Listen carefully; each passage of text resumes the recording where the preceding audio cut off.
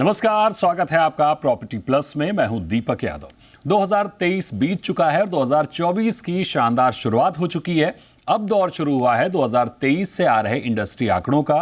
तो ये आंकड़े काफ़ी हद तक इस पूरे साल कैसी हलचल रह सकती है उसकी तस्वीर पेश करते हैं। ये जो नया साल है कई मायनों में अहम होने वाला है, क्योंकि पूरी इंडस्ट्री बजट मूड में आ चुकी है। बजट के बाद लोकसभा चुनाव है। फिलहाल ये दो बड़े इवेंट हैं जो देश की अर्थव्यवस्था को मुख्य रूप से प्रभावित करते हैं। जाहिर तौर पर जीडीपी में अपनी करीब 7.5% की हिस्सेदारी दे रहा रियल एस्टेट भी इससे अछूता नहीं रहता है। तो आंकड़ों के जरिए समझने की कोशिश करेंगे कि रियल एस्टेट के अलग अलग सेगमेंट में कैसा प्रदर्शन दिख रहा है, क्योंकि अब मोटे तौर पर हमारे पास आंकड़े मौजूद हैं। 2023 में बिक्री, नए लॉन्च और निवेश, इनको देखते हुए क्या ट्रेंड बनता हुआ दिखेगा, समझेंगे। हमारे पास दो रिपोर्ट मौजूद हैं। एक तो नाइट फ्रैंक इंडिया की देश के टॉप 8 शहरों में जुलाई दिसंबर के आंकड़े दिखाती H2 रिपोर्ट है, तो वहीं प्रॉप टाइगर की एक रिपोर्ट है जो इन्हीं 8 शहरों के रेजिडेंशियल मार्केट का डेटा पेश कर रही है। दोनों पर बात करेंगे। चर्चा में हमारे साथ एक्सपर्ट शामिल हैं, उनसे बात करते हैं। हमारे साथ हैं गुलाम जिया साहब, senior ED Knight Frank India. हमारे साथ हैं Rajat Rastogi, CEO West Puravankara group, और हमारे साथ हैं विकास वधावन, ग्रुप CFO housing.com। तो बहुत स्वागत करेंगे गुलाम सर और रजत जी और विकास जी हमारे साथ जुड़ने के लिए। सबसे पहले गुलाम सर आपके पास आते हैं और आपसे समझना चाहेंगे, पहले ऑफिस सेक्टर की बात कर लेते हैं। मैं आपका डेटा देख रहा था, 2023 में 59.6 मिलियन वर्ग फीट ऑफिस ट्रांजैक्शन हुए हैं, जो कि ईयर ऑन ईयर 15% ग्रोथ को दर्शा रहा है। लेकिन इस ग्रोथ को अगर हम और बारीकी से देखें तो ईयर ऑन ईयर हैदराबाद में अच्छा ट्रांजैक्शन देखने को मिला है, 32%। चेन्नई में 90% से अधिक ट्रांजैक्शन दिख रहा है। बाकी मुंबई, पुणे, NCR सामान्य है 15% के साथ। लेकिन बेंगलुरु की ग्रोथ का 14% कम होना क्या संकेत है? क्या बेंगलुरु का ऑफिस मार्केट हैदराबाद, चेन्नई में शिफ्ट होता दिख रहा है? नहीं, मैं इस बात से इत्तेफाक नहीं रखना चाहता दीपक जी, क्योंकि बेंगलुरु जो पिछले तकरीबन मैं कहना चाहूँगा कम से कम 15-16 साल से लगातार मुंबई की सबसे बेहतरीन ऑफिस मार्केट बना हुआ है। और हर साल यहाँ पर 10, 12, 15 मिलियन स्क्वायर फीट का अब्जॉर्प्शन होता चला आया है। तो अगर हम पूरे मुल्क का ओवरऑल ऑफिस स्पेस स्टॉक देखते हैं, ये तकरीबन शायद 800 मिलियन को क्रॉस कर चुका है। उसमें से 250 से 300 के दरमियान मिलियन जो है वो बैंगलोर में एग्जिस्ट करते हैं। तो ये बात तो मानना पड़ेगा कि बैंगलोर अपने आप में शायद दुनिया के सबसे बड़े ऑफिस मार्केट में से एक ऑलरेडी है। अब उसमें किसी एक वर्ष अगर थोड़ी बहुत कमी हो रही है तो उसे बहुत ज्यादा मैग्नीफाई करने की कोई आवश्यकता मुझे नहीं दिखाई देती। लेकिन दूसरी ओर चाहे वो चेन्नई हो या NCR हो, 10 मिलियन से ऊपर जाते हुए दिखाई दिए। तो ये जो ओवरऑल ग्रोथ है, इसका एक कारण मैं क्विकली आपके सामने रखना चाहूंगा कि एक जो तब्दीली हुई है मार्केट में वो इस प्रकार है कि पिछले 2 या 3 दहाइयों में हम BPOs या आउटसोर्सिंग को बहुत फोकस किया करते थे। अब इनसोर्सिंग एक बहुत बड़ा उभर के आया हुआ है। तो इन सब के दरमियान ITS जो हुआ करता था उसका शेयर श्रिंक होके बमुश्किल 25 से 30% रह गया है। आप समझे 80 से 30% चला आया है। लेकिन जो इंपॉर्टेंट बात है वो ये है कि हमारी ओवरऑल पिछले चंद सालों में हमारे युवकों की, हमारे एम्प्लॉयज की, हमारे रिसोर्सेज की कैपेबिलिटीज इतनी ऊंची हो चुकी है कि अब हाई एंड रिसोर्सेज हमारे यहाँ है। और उस कारण से जो ऑफिस रिक्वायरमेंट्स हैं वो भी बहुत पॉलिश, बहुत ही मॉडर्न होती चली गई हैं। तो जहां पहले BPO में आप 40 स्क्वायर फीट पर पर्सन देखा करते थे, आज ये ग्लोबल कैपेबिलिटी सेंटर्स में 100-150 स्क्वायर फीट पर पर्सन की रिक्वायरमेंट बन चुकी है। तो ये जो तब्दीलियां आई हैं ये परनिशियसली, ग्रेजुअली, बहुत ही धीमे धीमे आई हैं। लेकिन पिछले साल ये बिल्कुल फट पड़ी हैं। ये क्लियरली हमारे सामने, दुनिया के सामने आई है कि जहां सारे दुनिया की ऑफिस मार्केट सफर कर रही है, इंडिया की ऑफिस मार्केट ने एक बहुत ही ब्राइट एक पर्सपेक्टिव प्रेजेंट किया है जो अगले सालों भी चलता हुआ दिखाई दे रहा है।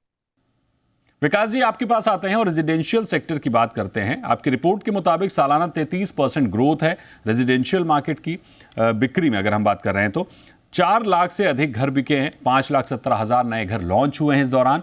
कमाल की बात यह है कि कुल लॉन्च का 70% हिस्सा मुंबई, पुणे, हैदराबाद में रहा है। बिक्री किन रीजन में सबसे अधिक दिखी है और कैटेगरी वाइज अगर हम देखें, वैसे तो जग जाहिर है कि लग्जरी और प्रीमियम सेगमेंट ने धमाल मचा कर रखा है, लेकिन और माइक्रो लेवल पर अगर हम समझने की कोशिश करें तो किस कैटेगरी में तेजी आप देख रहे हैं, आगे क्या स्थिति बन रही है? दूसरा, हमने देखा कि नाइट फ्रैंक के रिपोर्ट में 5% ग्रोथ दिख रही है बिक्री में, आपका डेटा कह रहा है 33% की ग्रोथ। तो ये जो डिफरेंस है, ये जो फर्क है, इतना कैसे? Thank you Deepak ji. सो दीपक जी, जैसा कि आपने सही बताया, हमारी रिपोर्ट बोल रही है 4,10,000 यूनिट का सेल हुआ है 2023 में।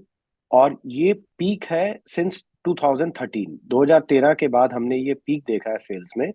और इसमें 33% का इजाफा देखा गया है 2022 के कंपैरिजन में। और ये सिमिलर ट्रेंड हमें लॉन्चेस की साइड पे भी दिखा है, जहां पर 20% का ग्रोथ देखा गया है। और उसमें 70% आ रहा है मुंबई, पुणे और हैदराबाद। इसमें अगर देखा जाए, मुंबई तो हमेशा से डार्लिंग सिटी रहा है, हमेशा से काफी बड़ा एक शहर है, इंडिया का फाइनेंशियल कैपिटल है। तो हमने देखा है कि उसका कंट्रीब्यूशन हमेशा हमेशा से रेजिडेंशियल सेक्टर में काफी ज्यादा रहता है। पिछले कुछ सालों में पुणे और हैदराबाद काफी स्पीड से ग्रो कर रहा है। हैदराबाद हमने देखा है कि कुछ साल जहां पॉलिटिकल अनसर्टेनिटी रहा था because of the geographical division of two states, वो सॉल्व होने के बाद पिछले 2-3 सालों में काफी प्रगति देखी गई है हैदराबाद में। चाहे तो वो कमर्शियल रियल एस्टेट मार्केट है या रेजिडेंशियल रियल एस्टेट मार्केट है। बहुत सारी आईटी कंपनीज, बहुत सारे capability centres, foreign companies are finding base in Hyderabad. And that is where Hyderabad में काफी स्पीड से हम देख रहे हैं इजाफा। और पुणे मार्केट हमेशा से यंगस्टर्स के लिए काफी अट्रैक्टिव मार्केट है। एक तो वो एजुकेशन सिटी के नाम से भी काफी पॉपुलर है, वहां पर यूनिवर्सिटीज बहुत है। तो यंग पॉपुलेशन जो वहां से पढ़ के निकलती है, मैन्युफैक्चरिंग मार्केट बहुत बड़ा है पुणे का ऑटोमोबाइल के पॉइंट ऑफ व्यू से। और आईटी कंपनीज भी काफी वहां पर फोकस कर रही है। तो ये कारणों से मुंबई, पुणे और हैदराबाद काफी अ, अच्छा रिजल्ट्स दिखा रहे हैं पिछले कुछ सालों में।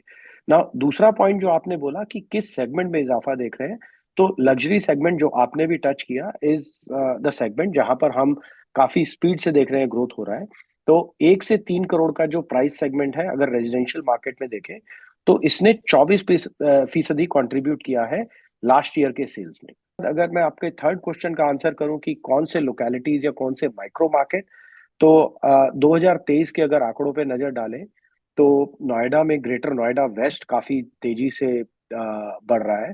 और उसका रीजन ये है कि एक तो वो अफोर्डेबल सेगमेंट में आता है, दूसरा नोएडा में काफी तेजी से सरकार काम कर रही है। जेवर एयरपोर्ट के चलते काफी मैन्युफैक्चरिंग इंडस्ट्रीज वहां पर फोकस कर रही हैं। तो वो एक मार्केट काफी स्पीड से बढ़ रहा है। और मेरे को ये ट्रेंड लगता है कि आगे भी कंटिन्यू करेगा। मुंबई में अगर देखा जाए तो Mira road east, Malad west, Kandivali west, Borivali west areas हैं जो काफी अच्छा रिजल्ट दिखा रहे हैं। पुणे में वागोली, बानेर, वाकड़, जो टिपिकली आईटी बेल्ट के नाम से फेमस है, वहां पे काफी हमने इजाफा देखा है। और बैंगलोर में भी बहुत सिमिलर रिजल्ट्स देखे हैं, व्हाइटफील्ड एंड इलेक्ट्रॉनिक सिटी, जो आईटी बेल्ट के नाम से फेमस है।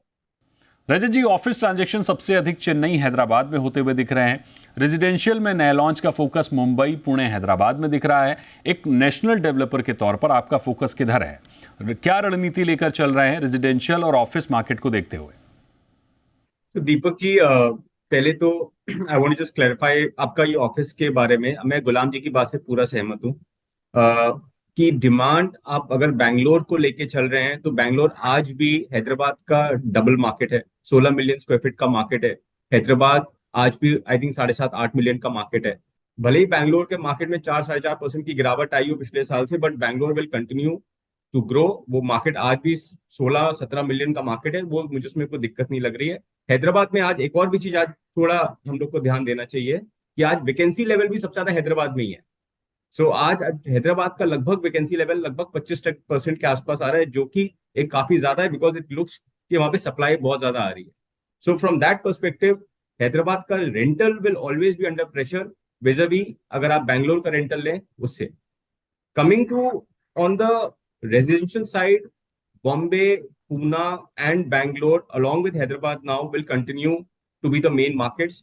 जैसे विकास जी ने बोला, बम्बई आज भी इंडिया का सबसे बड़ा मार्केट है। बिटवीन बॉम्बे एंड पूना आप ले मोटा मोटा 50% मार्केट है इंडिया का। एंड हर डेवलपर चाहेगा, including Puravankara, that we become a large player in this market. This बहुत डिमांड है इस मार्केट में। प्राइस अप्रिसिएशन है आज बम्बई में भी 5 से 6% प्राइस अप्रिसिएशन है। पूना में 5 से 6% प्राइस अप्रिसिएशन है। इनफैक्ट अगर पूना का मार्केट देखें तो 28 से 30% ग्रो हुआ है लास्ट एक साल के अंदर। सो हमारा focus as a national developer will continue to be in Bombay, Poona, Bangalore, because Bangalore itself is the 15% market of India, and obviously in Hyderabad because that's a growing market. Ghulam sir, एक बार फिर आपके पास आएंगे। ऑफिस की बात करें तो हैदराबाद में फोकस अधिक दिख रहा है, जो हमने पहले भी बात की। जाहिर तौर पर रेंट कम है, इंफ्रास्ट्रक्चर अच्छा है। एक और इंटरेस्टिंग पॉइंट कि ग्लोबल कैपेबिलिटी सेंटर्स यानी जीसीसी का हिस्सा 35% हो गया है। देश के कुल जीसीसी स्टॉक में 40% हिस्सा बेंगलुरु में है, लेकिन बेंगलुरु में ट्रांजैक्शन घट रहे हैं। नए जीसीसी का साइज कहां बढ़ता हुआ दिख रहा है, वो बताइए एक बार। बेंगलुरु के जो नंबर हम 2030 पर फोकस कर रहे हैं, उन्हें मैं आउटलायर समझना चाहता हूं कि ये शायद किसी कारण कोई छोटा सा ब्लिप कहते हैं अंग्रेजी में, उसे थोड़ा सा हेवायर हुआ है। लेकिन इसके बावजूद भी जैसा रजत का भी कहना है कि ये मार्केट की सुपीरियरिटी बरकरार है। हैदराबाद का ये बात ये भी तय है, जो बता रहे थे कि हैदराबाद में काफी पिछले 5 सालों में बहुत ज्यादा सप्लाई बढ़ी है, जिसकी वजह से थोड़ा बहुत प्राइस पर प्रेशर है। लेकिन इसके बावजूद यूं समझ लें कि उन्होंने डिमांड के सामने ज्यादा सप्लाई खड़ी कर दी है और वो डिमांड उनकी तरफ खींचकर आ रहा है। और उसका कारण क्लियरली ये भी है कि जो quality of resources, quality of man power, Bangalore जाहिर सी बात है सबसे बेहतरीन है, लेकिन हैदराबाद के मैन पावर में कुछ वक्तों में, पिछले कुछ सालों में बहुत ज्यादा खुला है, बहुत उभर के आया है। और जो ऑफिस ऑक्यूपायर्स हैं उनको एहसास हुआ है इस बात का कि हैदराबाद के भी टैलेंट का बैंगलोर से कुछ ज्यादा कम नहीं है। जाहिर सी बात है बैंगलोर सबसे प्रथम श्रेणी में आ रहा है, लेकिन इसके बावजूद अगर द्वितीय भी देख लें तो हैदराबाद काफी ग्रोथ दिखा चुका है। तो इसके चलते हुए ये दो शहर, और दूसरी तरफ मैंने जैसा बताया शुरू में कि चेन्नई में भी एक बहुत बड़ा ग्रोथ देखा गया है। चेन्नई ने पहली दफा 10 मिलियन स्क्वायर फीट का मार्क क्रॉस किया है, हिस्टोरिकल बेस्ट। तो ये चंद एक रीजन है जो आपका ग्लोबल कैपेबिलिटी एसेंशियली इन 3 शहरों में, सदर्न मार्केट्स में। प्लीज याद रखें, जब हम, मेरा ख्याल है 30 साल पहले जब पहले आईटी पार्क वगैरह बने थे वो बेंगलुरु में बने थे। तो ये हमारी हिस्ट्री कहती है, जब हम ग्लोबल ऑक्यूपायर्स की तरफ नजर डालें तो वो अपना डिसीजन इस बात पर भी बेस करते हैं कि उनको local occupier, local resource base कैसा मिल रहा है।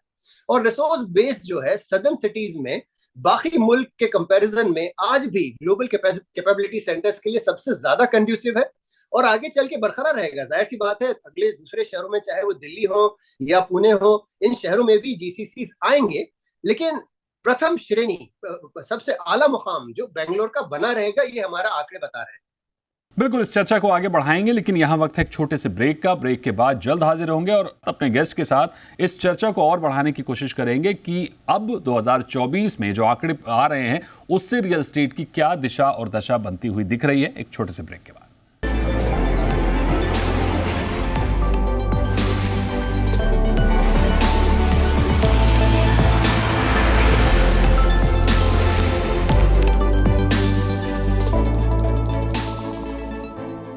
वेलकम बैक, आप देख रहे हैं प्रॉपर्टी प्लस और आज प्रॉपर्टी प्लस में हम 2 रिपोर्ट्स पर बात कर रहे हैं। एक रिपोर्ट है नाइट फ्रैंक इंडिया की H2 रिपोर्ट, जो कि जुलाई से दिसंबर तक के आंकड़े पेश कर रही है, और दूसरी रिपोर्ट है proptiger.com की, housing.com की, जो बता रही है कि रेजिडेंशियल मार्केट में किस तरह की ग्रोथ देखने को मिली है पिछले क्वार्टर में और पूरे 2023 में। तो इन्हीं दोनों रिपोर्ट के जरिए मूड माहौल समझने की कोशिश करेंगे रियल एस्टेट मार्केट का। मेहमान हमारे साथ जुड़े हुए हैं, चर्चा को आगे बढ़ाते हैं। बिल्कुल, बजट नजदीक है, जाहिर तौर पर डेवलपर्स की डिमांड आने लगी है। हम देख रहे हैं कि अलग अलग संगठन अपनी मांग वित्त मंत्री तक भेजना शुरू कर चुके हैं। हालांकि कितनी मांग पूरी होगी, कितनी अधूरी रहेगी, ये तो देखने वाली बात है। लेकिन इस बीच अगर चैलेंजेस की बात करें तो हाउसिंग सेक्टर में चुनौतियां कहां देख रहे हैं और अनसोल्ड स्टॉक का डेटा क्या कह रहा है? अगर हम अनसोल्ड इन्वेंट्री की बात करें दीपक जी, तो मेरे ख्याल से जब रजत जी अनसोल्ड इन्वेंट्री की बात कर रहे थे या वैकेंसी रेट की बात कर रहे थे, उनका इंडिकेशन कमर्शियल की तरफ ज्यादा था, रेजिडेंशियल की तरफ उतना नहीं था। बिकॉज अनसोल्ड इन्वेंट्री हैदराबाद में उतना अलार्मिंग सिचुएशन में नहीं है। उसका अगर हम पिछले 2-3 साल पे नजर डालें तो उनका न्यू लॉन्चेस और सेल्स में बहुत ज्यादा गैप नहीं है। अगर आप हमारी रिपोर्ट भी देखेंगे तो इस साल भी अगर हम नजर मारें तो इस साल वहां पर करीब 50,000 यूनिट का सेल है 2023 में, और उतना ही नंबर जो है करीब 70,000 यूनिट के करीब लॉन्चेस हैं। तो कोई बहुत बड़ा गैप नहीं है जो बहुत ज्यादा अनसोल्ड इन्वेंट्री का प्रेशर क्रिएट करेगा रेजिडेंशियल मार्केट में। कुछ मार्केट्स हैं जहां पर अनसोल्ड इन्वेंट्री का प्रेशर है, वो उसमें एक एनसीआर काफी बड़े लेवल पे खड़ा होता है, या एक मुंबई मार्केट है जहां पर अभी भी, और उसमें वो अनसोल्ड इन्वेंट्री वो है जैसे एक स्टॉक में बहुत लॉजिकल कॉन्सेप्ट होता है कि ये नॉन मूविंग इन्वेंट्री है, वो अनसोल्ड इन्वेंट्री नहीं है, बिकॉज उसमें कुछ डिस्प्यूट है, या वो ऐसी यूनिट्स हैं जो फेसिंग सही नहीं है, या डेवलपर की फाइनेंशियल कंडीशंस अच्छी नहीं है, इसलिए वो मार्केट में बिक नहीं पा रही हैं। लेकिन सभी मार्केट्स में आज की डेट में डिमांड है। अगर आपके पास उस डिमांड को केटर करने के लिए इन्वेंट्री है तो माल बिक रहा है। तो ऐसा कोई चैलेंज मुझे दिखता नहीं है मार्केट के पर्सपेक्टिव से। दूसरा क्वेश्चन जो आपने पूछा बजट के पर्सपेक्टिव से, तो रियल एस्टेट का चैलेंज तो जैसे कि मैंने पहले भी आपके साथ वार्तालाप में बताया कि दो तीन फंडामेंटल इश्यूज हैं जो गवर्नमेंट को सोचना चाहिए सॉल्व करने के लिए। क्या हम सिंगल विंडो क्लियरेंस ला सकते हैं रियल एस्टेट के लिए? बिकॉज वो कॉन्फिडेंस जो आज हमें बायर में दिख रहा है, ये कॉन्फिडेंस डबल ट्रिपल हो जाएगा अगर बिल्डर, अगर बायर को ये पता होगा कि ये एक स्टैंप ऐसा है, इसके बाद कोई इस प्रॉपर्टी को डिस्प्यूट नहीं करेगा। मेरी जो कंस्ट्रक्शन लाइफ साइकिल या 5 साल 7 साल बाद जब मैं इस घर को ऑक्यूपाई कर लूंगा, इस पे कोई लिटिगेशन और इस पे कोई क्वेश्चन नहीं आएगा। कोई एक ऐसा मैकेनिज्म हम खड़ा कर सकते हैं, नहीं कर सकते। ये एक फंडामेंटल मुद्दा है। दूसरा, मेरे को लगता है जिस तरह से टेक्नोलॉजी हर एक एरिया को इम्पैक्ट कर रहा है, रियल एस्टेट अभी भी उससे थोड़ा सा अछूता रहा है, स्पेशली जब हम टाइटल रिकॉर्ड्स की बात करते हैं। अगर हम इस पे कुछ फोकस करके सरकार की तरफ से कोई ऐसा इनिशिएटिव लेके आए जिससे कि रियल एस्टेट का buying and selling on the back of digitisation of property records को हम सिंप्लीफाई कर पाए, तो ये नंबर ऑफ ट्रांजैक्शंस में इंडिया में काफी स्पीड ला पाएगा। आप इंडिया को अगर कंपेयर करें किसी भी बड़े मार्केट से, हमारे यहाँ पर अभी भी नंबर ऑफ ट्रांजैक्शंस बहुत कम है as compare to the size of the market. तो ये एक दूसरा मुझे लगता है कि सरकार को जरूर नजर रखनी चाहिए। बट जैसा अगर अगर बजट के पर्सपेक्टिव से बोला जाए, तो ऑब्वियसली क्या हम होम लोन इंटरेस्ट रेट पे लिमिट को बढ़ा सकते हैं या नहीं बढ़ा सकते, ये एक जरूर सरकार को सोचना चाहिए। बिकॉज जैसे जैसे इन्फ्लेशन हो रहा है, प्रॉपर्टी प्राइसेस बढ़ रहे हैं, तो अगर प्रॉपर्टी का कॉस्ट ज्यादा है तो मेरा होम लोन एक्सपोजर ज्यादा है, अगर होम लोन एक्सपोजर ज्यादा है तो इंटरेस्ट कॉस्ट बढ़ जाता है। तो ये भी सरकार को सोचना चाहिए, बिकॉज जो लिमिट सरकार ने 4 साल 5 साल पहले सेट किए थे वो शायद अब रेलेवेंट नहीं रह गए। उन लिमिट्स को रिकंसिडर करने की जरूरत है। ठीक बात है, लेकिन जीएसटी का बजट से कोई लेने देना नहीं है। हालांकि डेवलपर्स की मुख्य मांगों में जीएसटी दरें कम करने का मुद्दा हमेशा से रहता है। बहरहाल रजत जी, आपसे समझना चाहेंगे कि मोमेंटम बना हुआ है, बिक्री भी जोरदार है, इंटरेस्ट रेट भी स्टेबल है, लेकिन फिर भी एक डेवलपर के तौर पर क्या चुनौतियां देख रहे हैं आप? सब कुछ अच्छा है या कुछ चुनौतियां भी हैं? हालांकि काफी कुछ चुनौतियों का जिक्र विकास जी ने तो किया है, लेकिन आपके नजरिए से कौन सी चुनौतियां हैं जो रियल्टी सेक्टर की ग्रोथ के आड़े आती दिख रही हैं? एक दीपक, चुनौती तो नहीं बोलूंगा, बट एक जैसे विकास जी ने बोला कि क्या एक्सपेक्ट कर सकते हैं, एक इंटरेस्ट रेट रिडक्शन एक एरिया है जहां पर आई थिंक काफी उस पर फोकस करा जा सकता है। इस साल मुझे लग रहा है कि इंटरेस्ट रेट में काफी गिरावट आएगी अगले 1 डेढ़ साल के अंदर। उसका रीजन मैं आपको ये बताना चाहता हूँ कि अफोर्डेबल हाउसिंग जो लगभग 50 लाख से कम की वैल्यू वाले यूनिट्स हैं, एंड मैं आपको प्राइमरी फोकस करना चाहता हूँ मुंबई, पूना, बैंगलोर ऐसे मार्केट्स में। आज उसका जो रेशियो था लास्ट 2 साल के अंदर, वो पहले 50% जो होता था वो आज कम होके लगभग 42 और 43% पे आ गया है। मतलब कि आज उनका शेयर कम पे कम होता जा रहा है, and that is one of the big reasons is आज इंटरेस्ट रेट बढ़ा है, और वही उसी सेगमेंट के लोगों को सबसे ज्यादा दिक्कत होती है घर खरीदने में। मुझे ऐसा लगता है कि लास्ट 1.5 2 साल के अंदर अगर इंटरेस्ट रेट्स कम होते हैं, वो एक बहुत बड़ी अपॉर्चुनिटी है डेवलपर्स के लिए वापस से अफोर्डेबल हाउसिंग सेगमेंट को ग्रो करने की। वो बहुत बड़ा मार्केट है। I think as I said 50% से वो मार्केट आ जाके 42% पे आ गया है। 8% की ग्रोथ मुझे स्टेटअप है वहीं पे दिख रही है अगर इंटरेस्ट रेट कम आ जाते हैं। आपका premium market continues to do well, मुझे उसमें चैलेंज नहीं लग रहा है। 1 करोड़ से ऊपर के मकान, बिकॉज सबसे बड़ी बात है अफोर्डेबिलिटी अक्रॉस ऑल मार्केट्स। अगर आप देखें लास्ट 3 साल के अंदर is only improving, the salaries are improving, incomes are improving, prices are increasing, but still it is less than the income levels of people. तो अफोर्डेबिलिटी बढ़ती जा रही है। इंटरेस्ट रेट अगर और कम हो जाता है, वो वहीं पे आपको एक बहुत बड़ा सिग्निफिकेंट डेल्टा ग्रोथ एक आपको बहुत अच्छी मिलेगी, जहां पे आपका नंबर्स अगले साल, मुझे लगता है जो आज हमने इस साल नंबर्स देखे हैं, भले ही वो 10% हो या 33% हो, ये ग्रोथ कंटिन्यू रहने वाली है।